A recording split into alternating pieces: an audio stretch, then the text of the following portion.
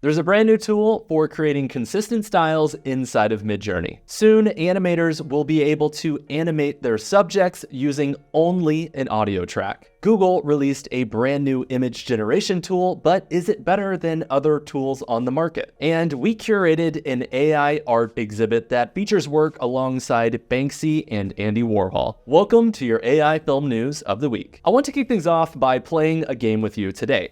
I'm going to show you a clip, and I want you to try to identify what inside of this scene is not real. So let's go ahead and watch the first clip.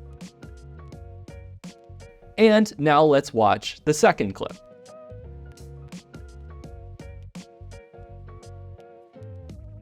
Were you able to figure out what was composited in that scene?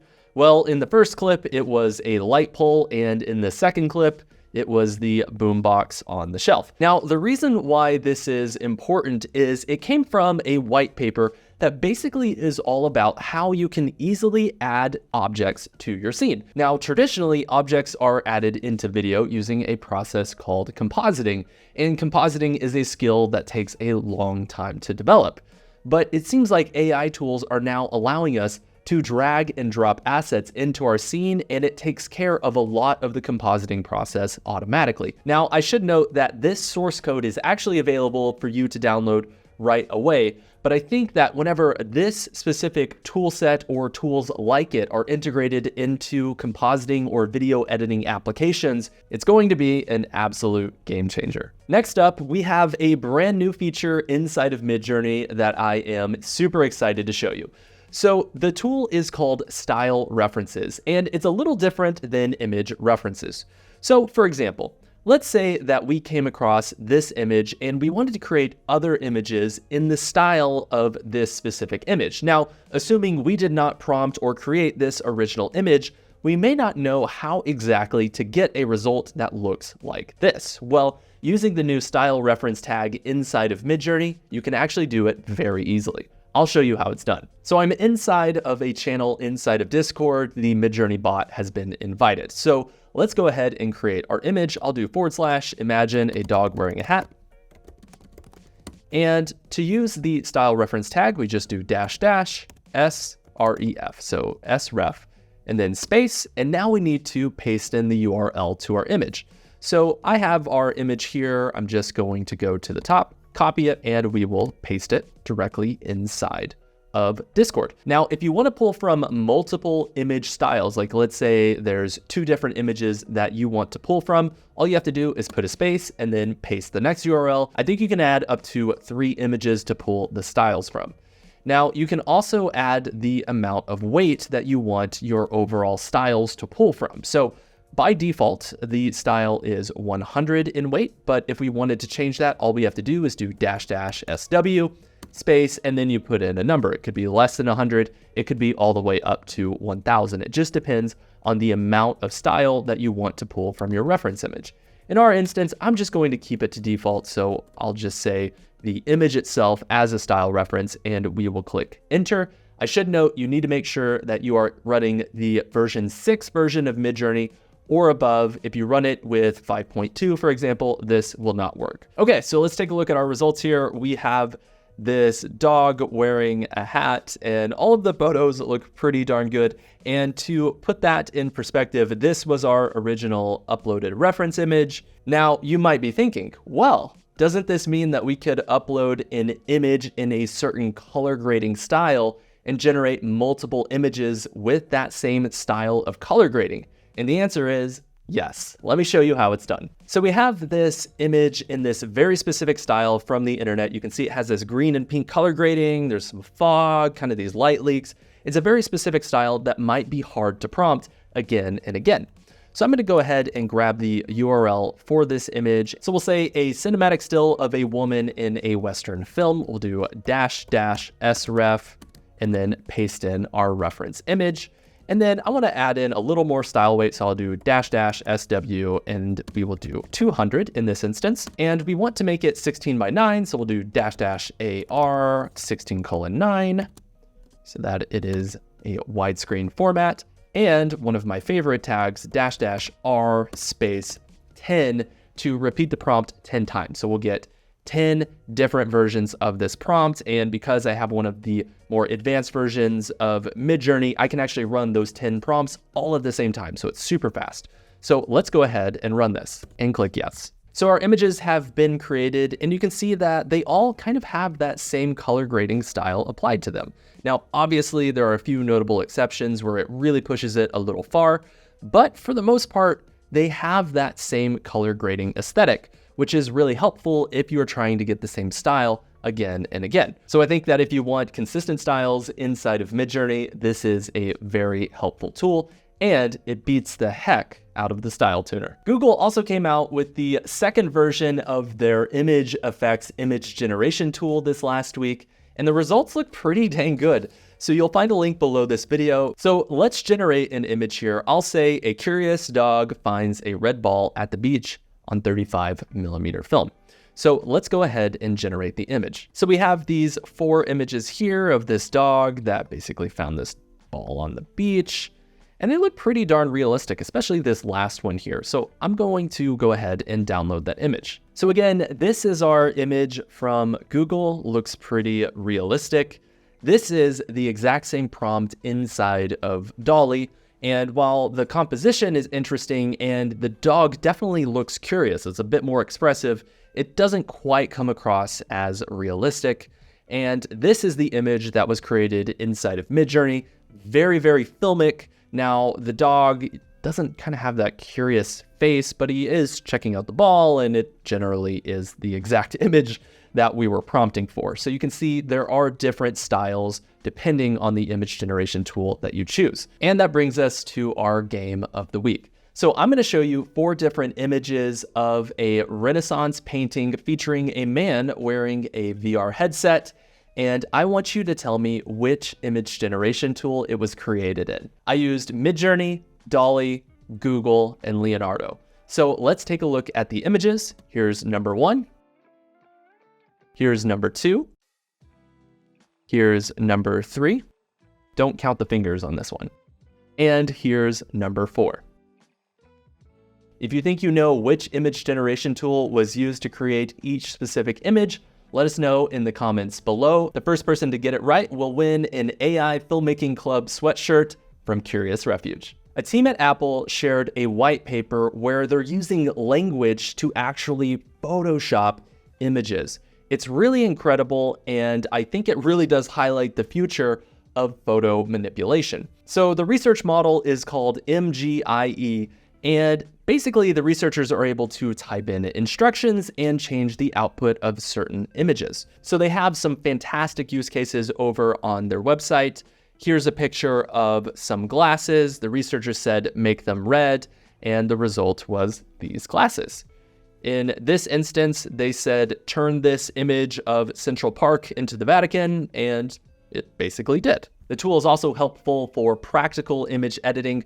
So we have this image of a skier, and we basically can say, edit out the skiers on the right, and the skiers are taken away. And it even does color grading. So in this image, we can say, lighten out the yellow tone, and it gets rid of some of the yellow tone. There's also a hugging face demo where you can actually try this tool yourself. There's a link below this video. So I uploaded an image of me, and in the instructions, I said, make him dumber. So I think we're going to see a lot of the make it more memes begin to pop up with this new photoshopping tool.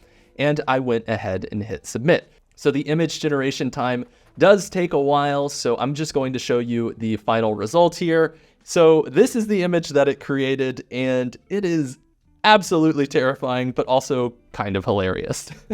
There are more examples of this tool in action over on the white paper's website. It's a really interesting glimpse into the future of image manipulation. Some researchers from China created a facial animation system that only needs reference audio to create the animations on the faces. It's similar to the Meta tool that we demoed about a month ago, but this one has much more realistic face animations. So there's some pretty interesting examples over on their website. I should note that this example that I'm about to show you was generated with just audio alone. There's no video driving this animation. City of stars, there's so much that I can't. Obviously, this is going to have a bigger impact on video games in the immediate future, but it is conceivable that in the next couple of years, animation studios might be using tools like this to create scratch animation bases for their animated characters. There's a really interesting example where they had various actresses singing the Frozen Let It Go song, and the face models were animating automatically.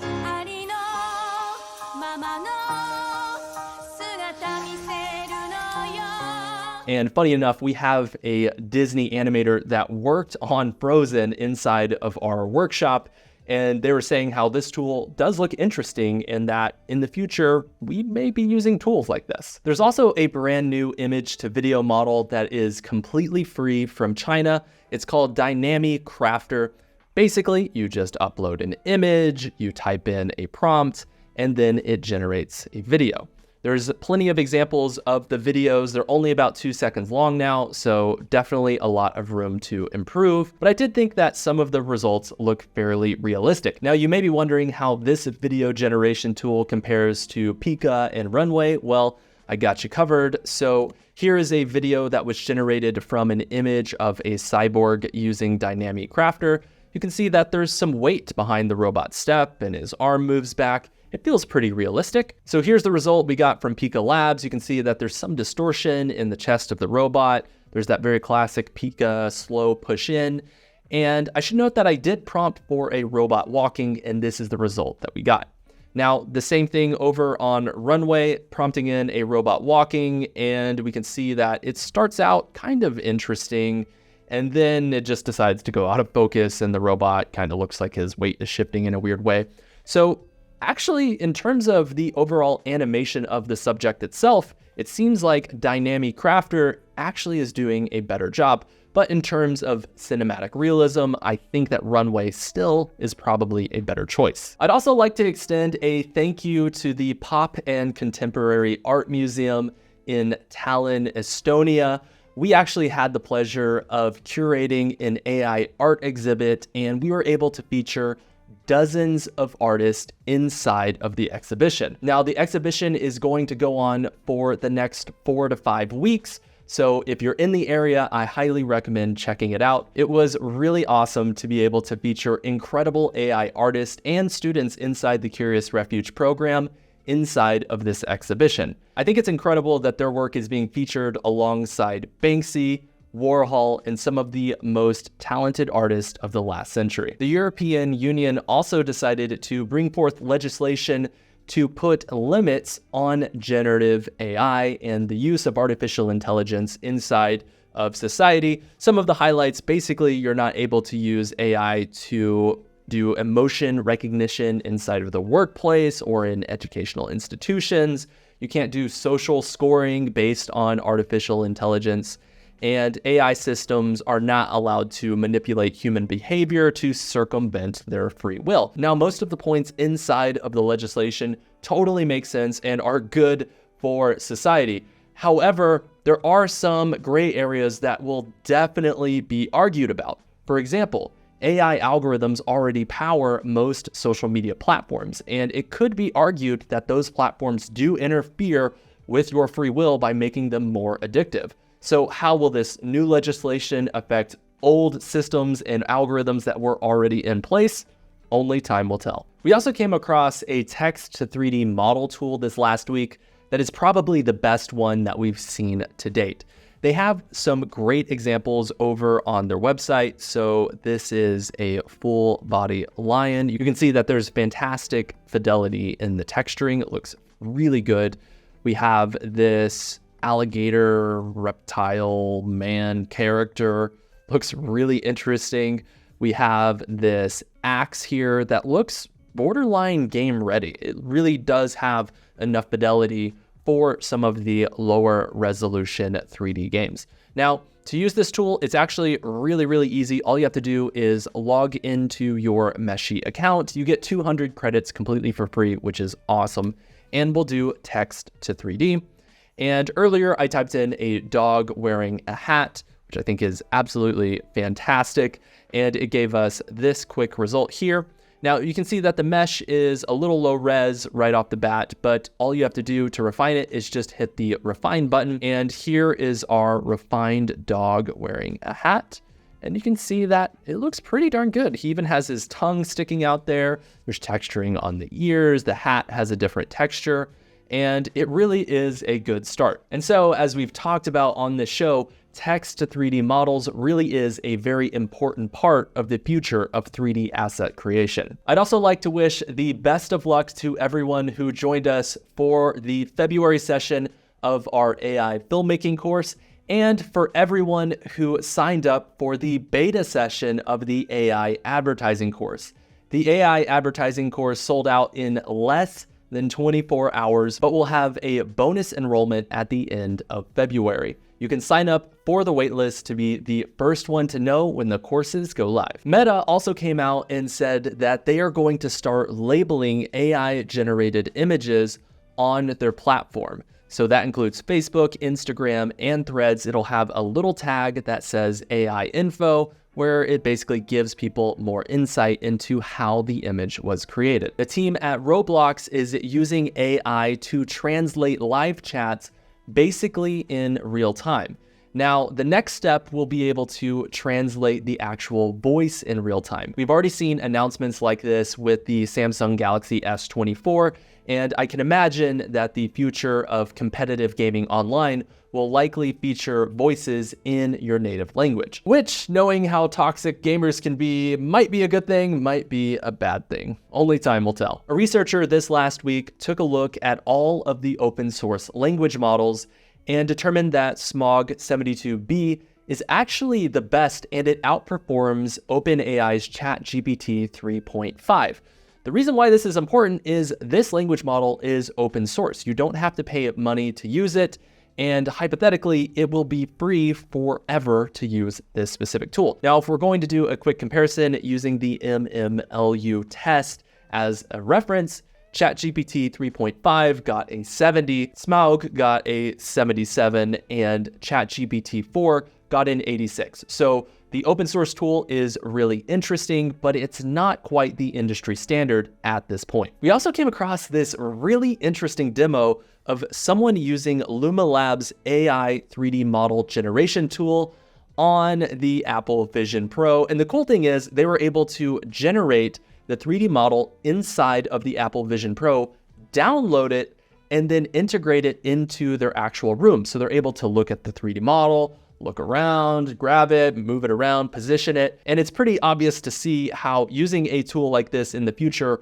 will allow 3D modelers to literally model as if they are a sculptor. And seeing the Runway telescope magazine on Amar's table there reminded me that Runway was super kind and sent me a copy of Telescope magazine in the mail. I totally missed out on grabbing the magazine, and it sold out online. So thank you so much, guys, for sending this along. It has fantastic stories and artwork and some of the best graphic design I've seen in any magazine, let alone an AI generated one. So I highly recommend trying to grab a copy when the next batch goes on sale. Google's Gemini Ultra will be dropping this week. Hopefully by the time this video is live, you should be able to start messing around with the model. We'll see if it's better than ChatGPT 4 next week, but I have some high hopes because Google Gemini Pro was already pretty dang good. Now, Google's marketing says that Gemini Ultra is better than ChatGPT 4, but we'll let you know for sure next week. We also saw some news from Microsoft where they said they will train 2 million people in India on using artificial intelligence. This is a huge investment inside of the workforce inside of India, and we've had many Curious Refuge students from India inside of our program that have gone on to have awesome opportunities using the skills they developed. And that brings us to our AI films of the week. I want to kick things off by showing you this project created by JC Photo Feed. It's called The Cyclist, and it really is one of the most high-end 3D animation projects that I've seen up to this point. They actually created this project inside of our course, and when we saw the submissions, we were absolutely blown away. The sound design, the animations, they really do look very professional, so I highly recommend checking out the film. There were also a ton of really awesome submissions inside of the Runway Gen 48 competition that happened just this last weekend. And I came across this one called Kaito by Eiji. It was a really fun film. It basically is kind of in the style of Studio Ghibli, and it has that kind of charm to it, and it has this very whimsical, rural, Japanese vibe to it, and a kid basically gets a VR headset and starts going into a bunch of different worlds. So it's really cute, and I think they did a fantastic job. The next film I want to highlight is called Come and Take It by Taylor Grahm. The film features some really impressive curation. I love some of the shot selections inside of the project. In many ways, it feels like a high concept fashion film, which is really interesting, especially considering they put it together in less than 48 hours. And our student film of the week is Be Yourself by Rene Süss. Rene put together basically a fashion concept that has some really interesting shots and curation in it. And the cool thing is, I was talking with Rene and he said he published his assignment online, and over the last 24 hours, he had 3 job offers from this specific project. So I highly recommend sharing out any homework assignments or projects that you work on, because you never know what opportunities may open up. And our last story of the day comes from archaeology, where some researchers were able to decipher a scroll that had been damaged by a volcanic eruption at Mount Vesuvius. And they basically used artificial intelligence to read the scroll. And do you want to know what was inside of the scroll, what this ancient wisdom was? Well, drum roll, please. Basically, they said, scarcity does not inherently make something better. Thank you so much for watching this episode of AI Film News. Of course, you can subscribe to get AI Film News directly to your inbox by clicking the link below this video. And you can subscribe here on YouTube to get notified when we drop a brand new video or tutorial. Thank you so much for watching. We'll see you next time.